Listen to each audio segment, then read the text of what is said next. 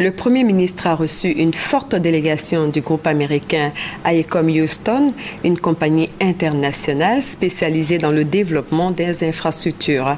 Les échanges ont porté notamment sur la réalisation de projets dans le domaine des transports et dans le domaine des infrastructures socio-éducatives. Compte rendu, Sidonie Waka Davila.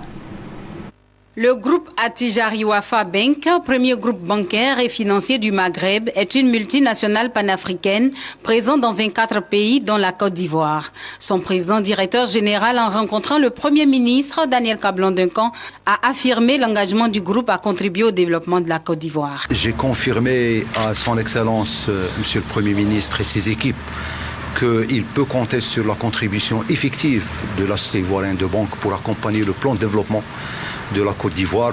Et nous lui avons fait état que depuis la prise de contrôle par notre groupe de la CIB a accru sa présence sur le marché ivoirien. Nous avons aussi abordé les financements des grands projets d'infrastructure, puisque votre pays est un chantier à ciel ouvert.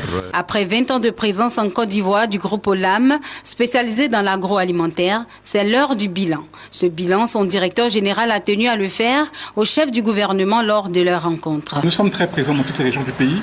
Nous venons d'ouvrir une usine de 110 000 tonnes de cacao à San Pedro. Nous avons des projets dans le coton, dans le nord de la Côte d'Ivoire, dans l'anacarde aussi. Nous sommes venus présenter ces projets au Premier ministre pour avoir son avis et ses observations.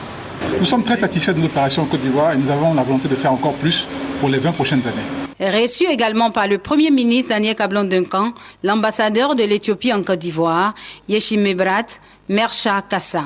La diplomate éthiopienne a dit être allée présenter la candidature de son pays à la tête de la BAD, Banque africaine de développement, en vue d'obtenir le soutien de la Côte d'Ivoire.